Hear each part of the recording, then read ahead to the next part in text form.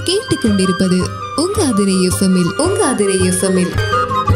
Adirai FM மகளிர் மட்டும். Welcome back நேயர்களே, நீங்க கேட்டுட்டு இருக்கீங்க அதிரை எஃப்எம் 90.4. நமது சமூகம் நமது நலன். அதிரை எஃப்எம் மகளிர் மட்டும் நிகழ்ச்சிக்கு உங்கள் அனைவரையும் வரவேற்கிறேன்.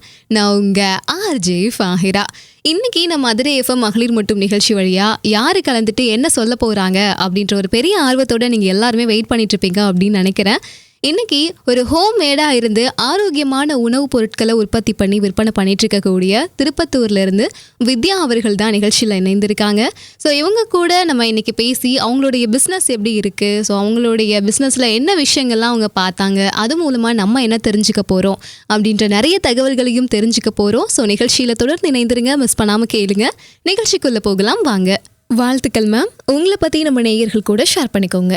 அனைவருக்கும் வணக்கம். என்னோட பேர் வித்யா. நான் திருப்பத்தூர் மாவட்டத்துல நாற்றம்பள்ளின்ற ஊர்ல இருந்து பேசுறேன். நான் MBA HR முடிச்சிருக்கேன் மெட்ராஸ் யூனிவர்சிட்டியில. கரஸ்ல தான் படிச்சிருக்கேன். நான் பிறந்தது வளர்ந்தது எல்லாமே ஒரு நார்மலான வில்லேஜ் ஏரியால தான் பிறந்து வளர்ந்து படித்தேன். +2 முடிச்ச உடனே கம்ப்யூட்டர் சென்டர்ல ஒர்க்குக்கு போனேன். அங்க சிஸ்டமோட நாலேஜ் கத்துக்கிட்டேன், சிஸ்டமை கத்துக்கிட்டேன். அதுக்கப்புறம் எனக்கு ஒரு வாய்ப்பு கிடைச்சது, சென்னையில போய் ஒர்க் பண்ற மாதிரி ஒரு வாய்ப்பு கிடைச்சது.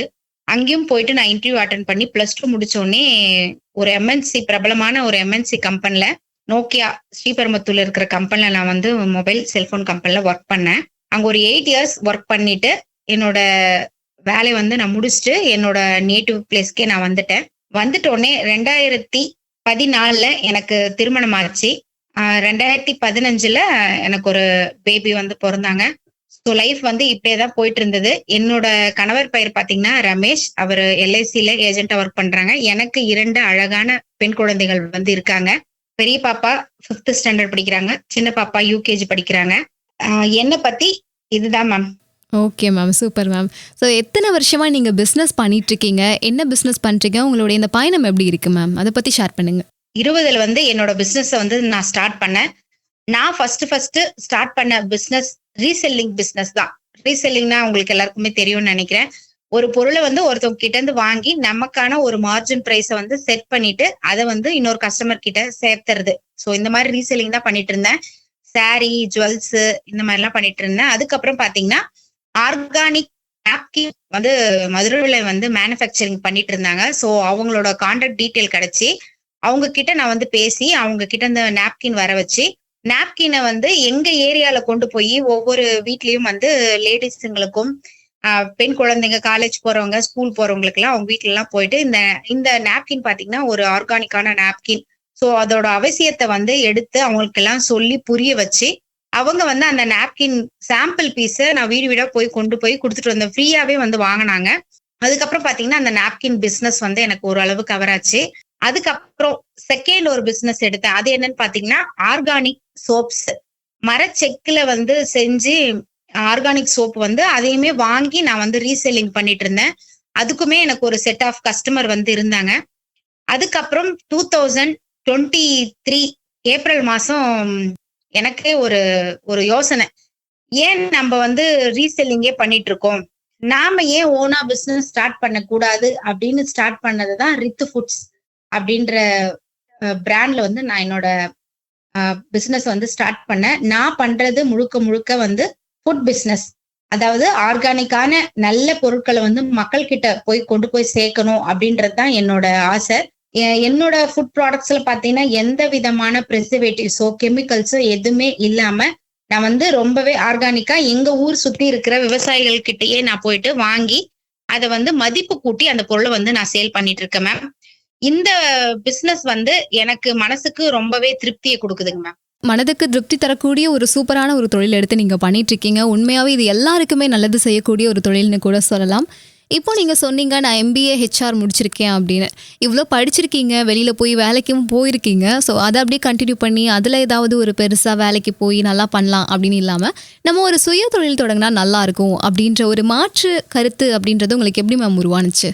எஸ் மேம், கண்டிப்பா.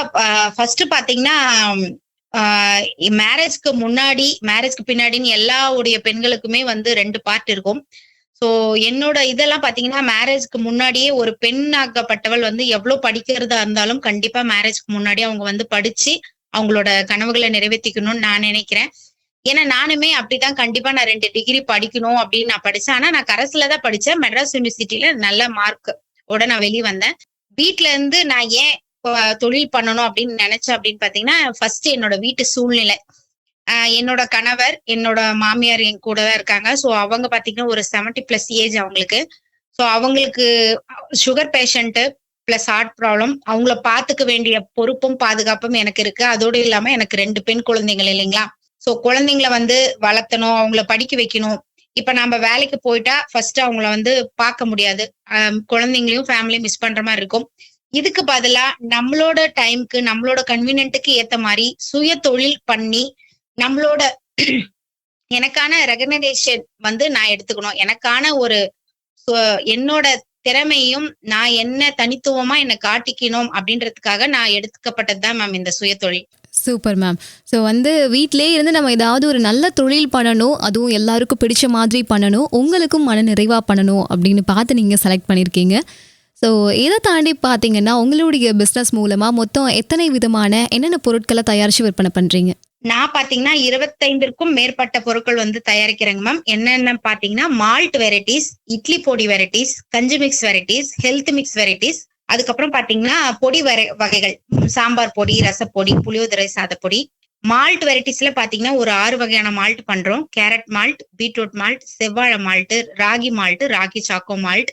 இட்லி பொடியிலும் பாத்தீங்கன்னா முருங்கைக்கீரை இட்லி பொடி, கருவேப்பிலை இட்லி பொடி, எள்ளு இட்லி பொடி, கொள்ளு இட்லி பொடி. சோ இந்த மாதிரி நம்மளோட பாரம்பரியத்தையே வந்து மக்கள் மறந்துட்டாங்க. அந்த பாரம்பரியத்தை மறுபடியும் கொண்டு வந்து அதை எப்படி மதிப்பு கூட்டி கொடுத்தா மக்கள் வந்து எடுத்துப்பாங்க, அவங்களோட ஃபுட்ல எப்படி சேர்த்துப்பாங்க அப்படின்றதுக்காகவே நான் வந்து சூஸ் பண்ண பொருட்கள் தான் இதெல்லாம். அதோடு இல்லாம சிறுதானியங்களை வச்சு பாரம்பரிய அரிசி வகைகள், பருப்பு வகைகள், தானிய வகைகள்லாம் இதெல்லாமே வச்சு நம்ம கஞ்சி வகைகள் வந்து நான் ரெடி பண்ணி கொடுத்துட்டு இருக்கேன். குழந்தைங்கள்ல இருந்து பெரியவங்க வரைக்கும் எல்லாருமே நம்மளோட ப்ராடக்ட் வந்து எடுத்து சாப்பிடலாம். நான் 25 பொருட்களுக்கு மேல பண்ணிட்டு இருக்கேன். ஸோ 25 பொருட்களுக்கு மேலே எல்லாமே வீட்டில் நீங்களே ஓன் மேனுஃபேக்சர் பண்ணிட்டு இருக்கீங்க இல்லையா? எப்படி இவ்வளோ பொருட்கள் செய்ய நீங்கள் கற்றுக்கிட்டீங்க மேம்?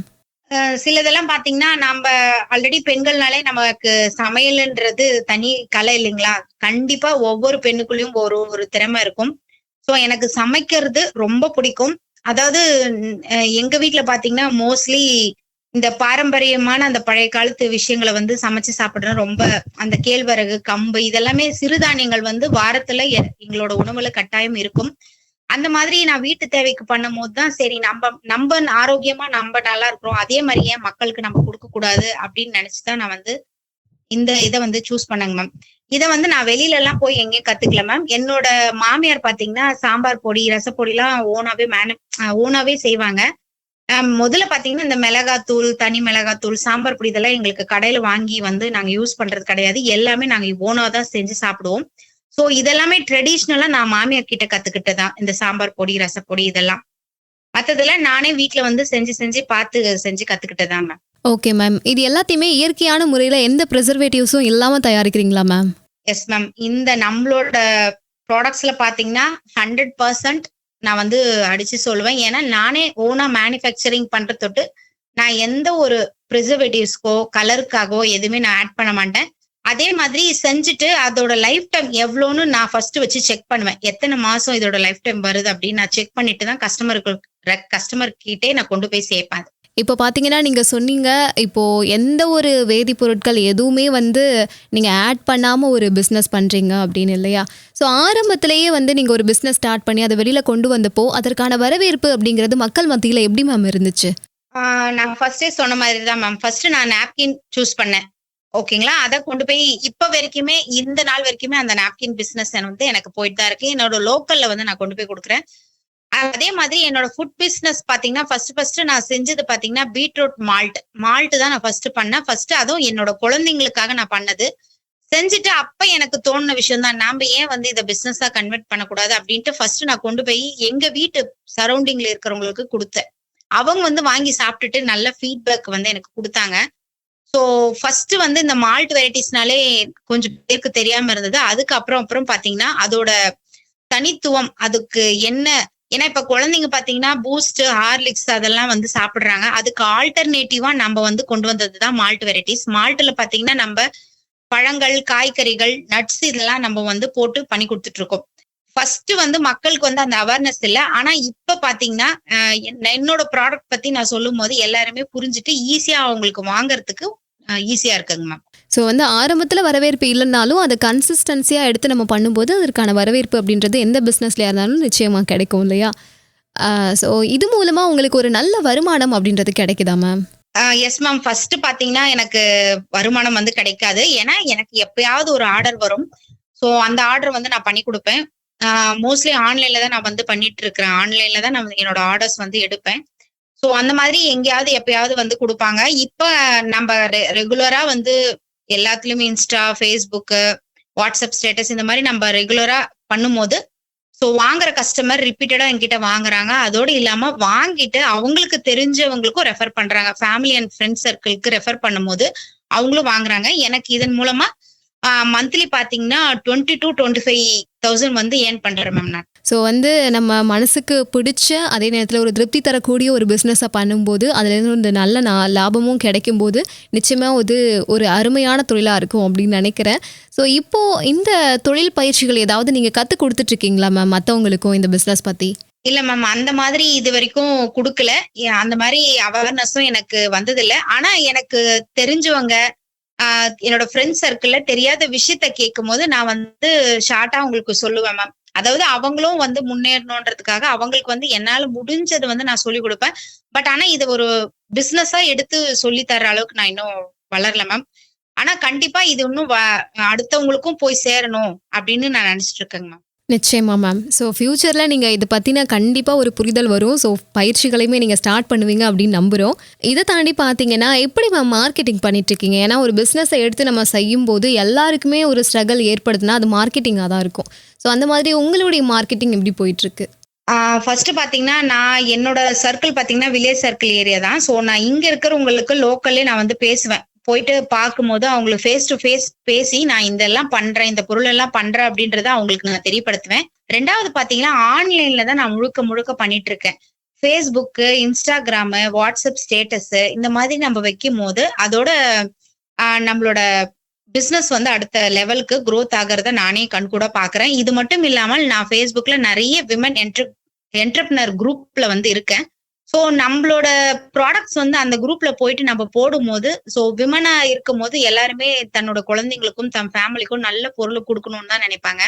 ஸோ அந்த மாதிரி எனக்கு விமன்ஸ் வந்து நிறைய பேர் சப்போர்ட் பண்றாங்க.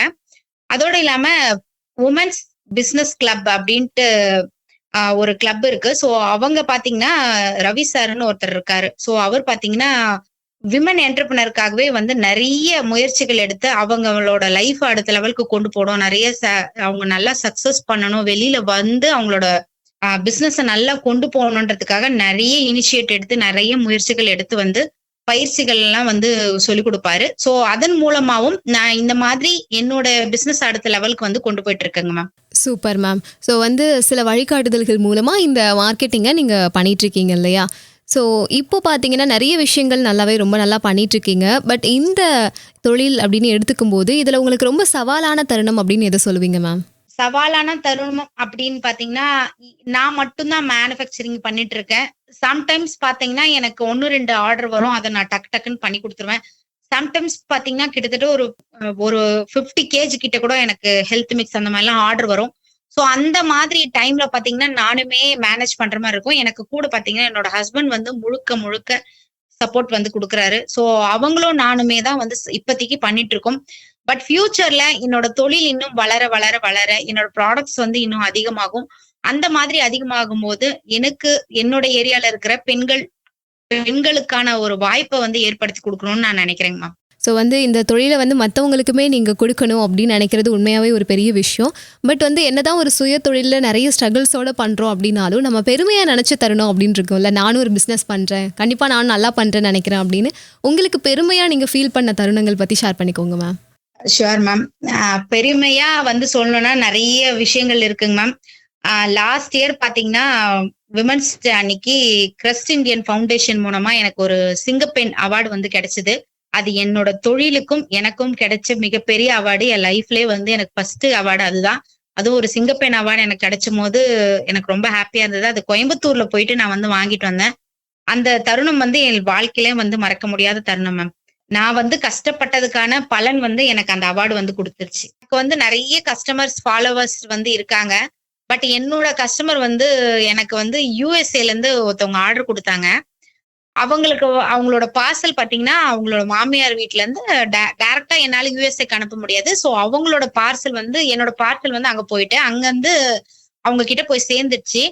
நம்மளோட ரொம்ப ஸ்பெசிஃபிக்கான ஒரு ப்ராடக்ட்ஸ் அப்டின்லாம் பாத்தீங்கன்னா, புளியோதரை பொடி ரொம்பவே என்னோட ப்ராடக்ட்ல ரொம்ப சூப்பரா இருக்குங்க மேம்.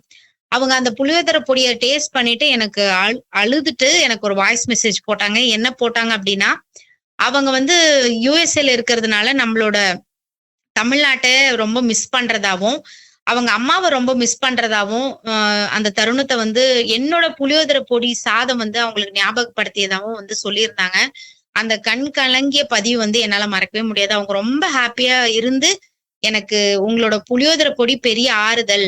ஏன்னா, நம்ப அம்மாவையும், அம்மாவோட மிஸ் பண்ற அப்படின்றத தாண்டி, என்னோட பொடி வந்து அவங்களுக்கு அந்த அம்மா பாசத்த கொண்டு போய் சேர்க்குது. ஒரு பாசமான ஒரு விஷயத்த பண்ணுதுன்றத நெனைச்சப்போ, அந்த இடத்துல எனக்கு ரொம்ப பெருமையா இருந்ததுங்க மேம். Super ma'am. ஸோ ஒரு அவார்டு வந்து உங்களுக்கு குடுத்து ஒரு அங்கீகாரம் கிடைச்சப்போ நீங்க ரொம்ப பெருமையா ஃபீல் பண்ணீங்க இல்லையா?